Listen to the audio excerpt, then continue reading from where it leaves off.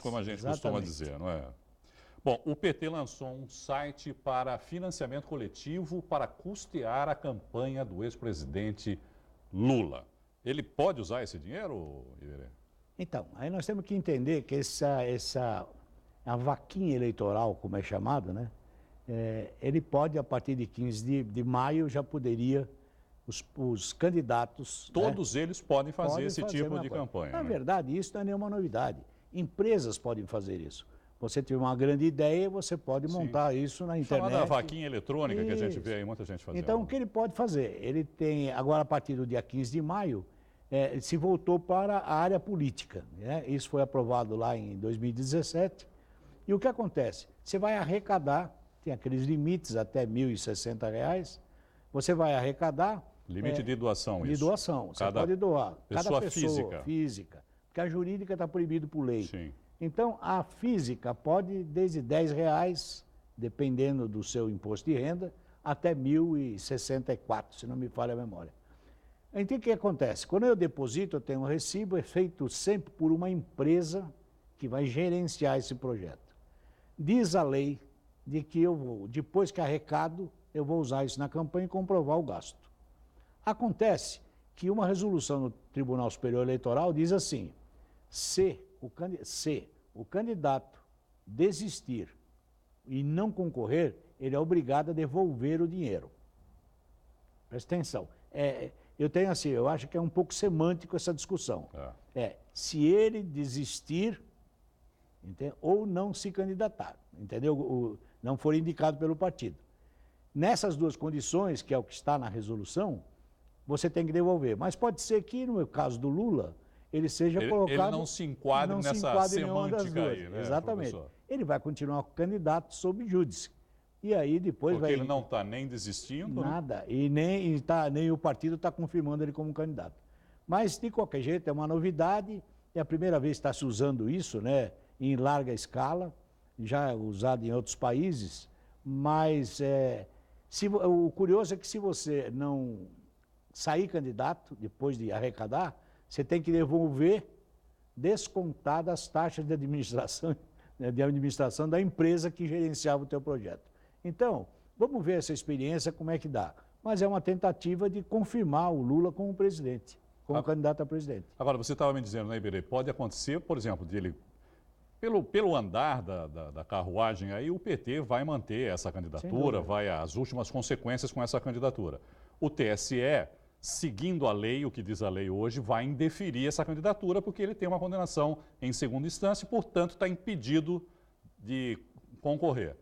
Mas isso ainda não significa que ele não vai estar lá na urna, por exemplo, né, Iberê? Porque ele pode recorrer, nós temos o grau recursal. Ele é indeferido pelo TSE, mas ele vai recorrer ainda. Então, pode ser até que eu concorra à eleição, minha carinha lá na urna, entendeu? Ainda sob júdice. Se porventura for eleito, essas coisas no Brasil pode até acontecer, se porventura for eleito e no judiciário cassarem a candidatura, ele depois de eleito não é diplomado e você vai ao segundo colocado. Isso é tudo no Brasil. Então, tudo é possível. Só para facilitar a vida de todo mundo. Não, né? Sabe o que acontece? O país está tão tranquilo, está evoluindo tão bem, está tudo tão cor-de-rosa, que é um problema a mais, um a menos, não vai fazer diferença. Bom, nessa semana a Transparência Internacional sugeriu dezenas de medidas, quase 80 medidas também, se não me falha a memória, para combater a corrupção no Brasil. Chegou a ver alguma dessas medidas? Eu não consegui ler todas, são 80, você tem... Olha, o que eu posso dizer para você é que, assim, é uma belíssima receita de bolo, porém eu não sei onde é que estão os ingredientes. Então, quando você olha sabe, uma receita de bolo maravilhosa, você olha na sua cozinha e fala, mas eu não tenho isso, não tenho aquilo. Nada disso aqui. Né? E tudo isto depende do legislativo brasileiro, para serem aprovadas, para serem implementadas. E uma dúvida é que isto vai servir, pelas propostas inteligentes que lá tem, como proposta de campanha para muitos candidatos. Que vai pegar lá um trechinho e vai dizer, isso aqui é bonito, diminuição do Estado brasileiro. Está escrito lá, entendeu? Muitos vão usar isso durante a campanha como plataforma de campanha. Como você falou, isso teria que passar pelo Congresso, né, na verdade. serve pelo menos para levantar a discussão e o debate em relação a isso? Não existe nenhuma grande novidade ali. Tá. Tudo que se fala ali... Tudo que já foi dito, que já se já sabe. Foi já todo mundo sabe, decora e salteado. Só não fazem porque não querem fazer. Bom, o STF decidiu suspender a adoção do chamado voto impresso. Você é a favor do voto impresso? O que você acha dessa decisão, Iberê? Eu vejo assim, se nós formos olhar o histórico do voto no Brasil, nós tivemos lá na época de Império, curiosamente, que você votava gritando. O voto declarado. O voto declarado. E o coronel ficava na porta, olhando para quem você votava. Então, assim, o histórico do voto no Brasil, ele vai se regularizar depois de 32, quando você tem o Código Eleitoral, a criação do Tribunal Superior. Então, assim, não precisa imprimir o voto, entendeu? Muitos estão dizendo é um retrocesso, realmente é uma coisa... O que eu precisava era ter honestidade no processo.